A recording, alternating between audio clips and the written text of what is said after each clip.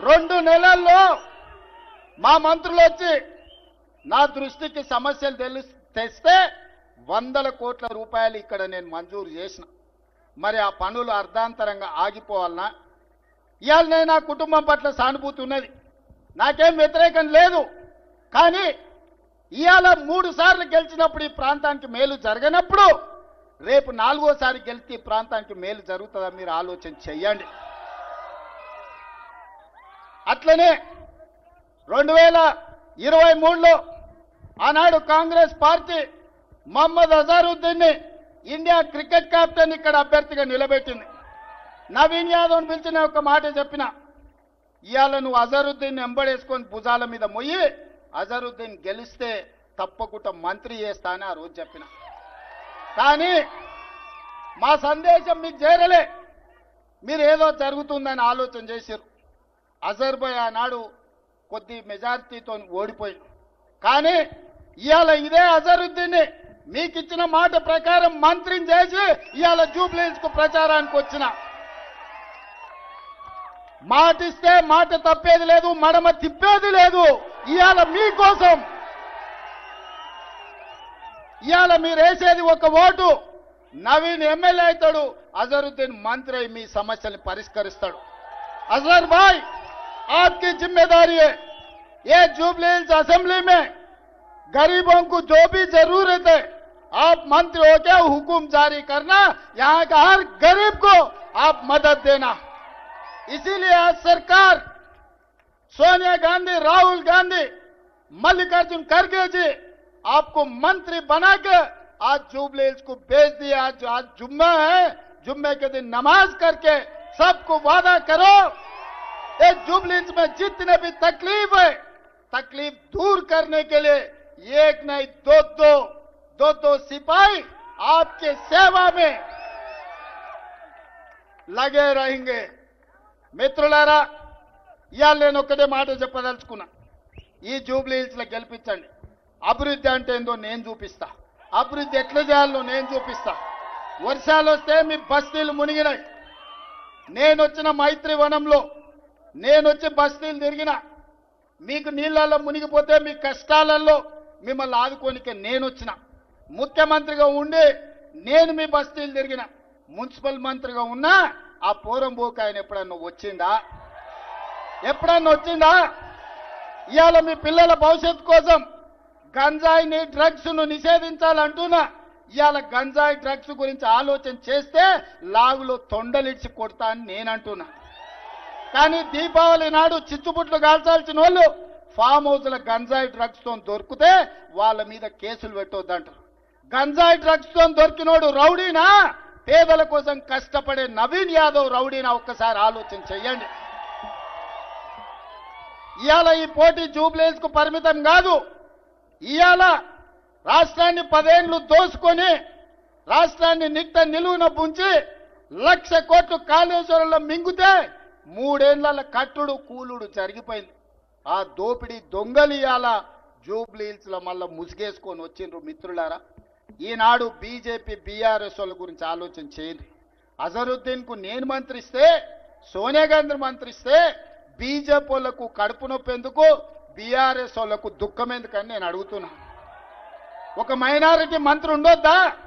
ఇండియాని గెలిపించిన, India captain, world cup తెచ్చిన అజరుద్దీన్ ఇండియాకు నాయకత్వం వహించినోడు ఇవాళ తెలంగాణ రాష్ట్రంలో మంత్రిగా ఉండొద్దా? ఇవాళ ఆలోచన చేయండి సోదరులారా. మా సినీ కార్మికుల కోసం నేను మొన్న మాట ఇచ్చిన, ఇవాళ చెప్తున్నా, నేను తప్పకుండా మీ పిల్లలకు నాణ్యమైన విద్యను అందించే బాధ్యత నాది, మిమ్మల్ని ఆదుకునే బాధ్యత నాది, మీకు ఆరోగ్య భద్రత కల్పించే బాధ్యత నాది. ఇవన్నీ పనులు చేయాలంటే నాకు ఒక భుజం ఉండాలి, నాకు ఒక తోడు ఉండాలి. నాకు ఒక కుడి భుజాన్ని జూబ్లీహిల్స్ నుంచి ఇవ్వండి. మీ సమస్యల పరిష్కారం కోసం నవీన్ యాదవ్ను మీ తోడుగా పెట్టుకోండి. నా దృష్టికి వచ్చిన ప్రతి సమస్యను పరిష్కరించే బాధ్యత నేను తీసుకుంటా. వెంగళరావు నగర్ నుంచి మా కిలారు మనోహర్ గాని మిగతా చాలా మంది మిత్రులు ఇవాళ అండగా నిలబడడానికి ముందుకు వచ్చారు. అదేవిధంగా మైత్రి వనంలో అన్న పెద్దలు నందమూరి తారక రామారావు గారి విగ్రహాన్ని పెట్టాలని నాది బాధ్యత. పెద్దలు నందమూరి తారక రామారావు గారి విగ్రహాన్ని కాదు, ఆ విగ్రహాన్ని తెలంగాణ రాష్ట్ర ముఖ్యమంత్రిగా నేనొచ్చి ప్రారంభిస్తా అన్న పెద్దలు నందమూరి తారక రామారావు గారు మనందరికీ ఆదర్శనీయుడు. రాజకీయాలకు అతీతంగా పెద్ద ఆయనని గౌరవించుకునే బాధ్యత మన అందరి మీద ఉన్నది. మీకందరికి మాట ఇస్తున్నా, మీ బస్తీలకు అండగా నిలబడతాం. యువకుడిని నవీన్ యాదవ్ని గెలిపించండి. రాబోయే 40 ఏళ్ళు మీ సేవలో ఉంటాడు, మీకు అండగా ఉంటాడు. గల్లీ గల్లీ తెలిసినోడు, ప్రతి ఇంటికి పరిచయం ఉన్నోడు నవీన్ యాదవ్ను మీరందరూ అఖండమైన మెజార్టీతో గెలిపిస్తారా? మాట ఇస్తున్నారా? మాట ఇస్తుండ్రా? మొన్నటికి వచ్చిండు వెంగళరావు నగర్ డివిజన్ వచ్చి ఎన్టీ రామారావు గారి గురించి మాట్లాడిండు, పెద్ద పెద్ద మాటలు మాట్లాడిండు. ఎన్టీ రామారావు గారి మీద ఎన్నడూ లేనంత వగల ప్రేమ కురిపించిండు. ఎన్టీ రామారావు గారంటే మనందరికీ అభిమానమే. మంచి నాయకుడు, గొప్ప నాయకుడు, బ్రహ్మాండమైన. ఎందుకంటే చిన్నప్పుడు మేము చిన్నగా ఉన్నప్పుడు ఎవరైనా ఇళ్ళల్లో కృష్ణుడు రాముడు ఫోటోలు అంటే ఎన్టీ రామారావు ఫోటోలే ఉండేది. ఒక గంత గొప్ప నాయకుడు. ఆయన మీద రేవంత్ రెడ్డి గారికి ఎక్కడ లేని ప్రేమ పొంగుతున్నది. అసలు ఎన్టీ రామారావు గారు పార్టీ పెట్టింది ఎవరి ఖిలాఫు? కాంగ్రెస్ పార్టీ ఖిలాఫ్ పెట్టిండు. కాంగ్రెస్ పార్టీని ఎన్టీ రామారావు గారు విమర్శించినంతగా బహుశా భారతదేశంలో ఎవరు విమర్శించలే. ఓట్ల కోసం ఇవాళ ఎన్టీ రామారావు గారి మీద ఎక్కడ లేని ప్రేమ వచ్చింది రేవంత్ రెడ్డి గారికి. పెద్ద పెద్ద మాటలు చెప్తున్నాడు. నేను రేవంత్ రెడ్డిని ఒక్కటే అడుగుతున్నా, నీకు నిజంగా ఎన్టీ రామారావు గారి మీద ప్రేమ ఉందా? ఓట్ల కోసం తప్ప 2 ఏళ్ళు ఎన్టీ రామారావు ఎందుకో యాదికి రాలేదు. ఎన్టీ రామారావు గారి విషయంలో కాంగ్రెస్ పార్టీ చేసింది ఏందో తెలుసా మీకు? 2004లో అప్పటిదాకా శంషాబాద్ విమానాశ్రయం పేరు ఎన్టీఆర్ విమానాశ్రయం అని ఉండే. కాంగ్రెస్ రాగానే ఎన్టీఆర్ పేరు రద్దు చేసిన మాట వాస్తవం కాదా? ఎన్టీఆర్ పేరు తీసేసి రాజీవ్ గాంధీ పేరు పెట్టింది నీ దిక్కుమాలిన కాంగ్రెస్ పార్టీ కాదా రేవంత్ రెడ్డి? అసలు నీకు తెలుసా ఎన్టీఆర్ నీ పార్టీ ఎట్లా అవమానించిందో? 83లో ఎన్టీ రామారావు గారు పెద్ద మెజారిటీతో గెలిస్తే ఆయనను ఆనాడు ఇందిరాగాంధీ ప్రభుత్వం గవర్నర్ అడ్డం పెట్టుకొని అప్రజాస్వామికంగా తొలగించింది నీ దిక్కుమాలిన కాంగ్రెస్ పార్టీ కాదా? గుర్తుందా నీకు? అసలు నీకు తెలుసా? అప్పుడు నువ్వు యాడున్నావో ఏ పార్టీలు ఉన్నావో ఎవరికి తెలియదు. ఇవాళ ఈయనకు ఎన్టీ రామారావు గారి మీద తెగ ప్రేమ పొంగుతున్నది. ఎన్టీ రామారావుకు అహంకారము, దేవుణ్ణి అనుకున్నాడు అని ఆ రోజు మాట్లాడిన కాంగ్రెస్ ముఖ్యమంత్రి ఇవాళ ఓట్లు రాగానే ఓట్ల కోసం నేను ఎన్టీఆర్ గారి విగ్రహం పెడతా అంటుండు. నువ్వేందయ్యా పెట్టేది ఎన్టీ రామారావు గారి విగ్రహము? మేము పెట్టినాం ఎన్టీ రామారావు గారి విగ్రహాలు. ఎన్ని పెట్టినామో ఒక్కసారి చూపెడతా నేను మీకు. ఖమ్మం జిల్లాలో ఖమ్మం పట్టణంలో బ్రహ్మాండంగా 70 అడుగుల లక్కారం పార్క్ దగ్గర 70 అడుగుల విగ్రహాన్ని పెట్టింది బీఆర్ఎస్ ప్రభుత్వం, బీఆర్ఎస్ నాయకత్వం. కూకట్పల్లిలో ఒకటే రోజు 3 చోట్ల ఎన్టీఆర్ గారి విగ్రహం పెట్టింది మేము.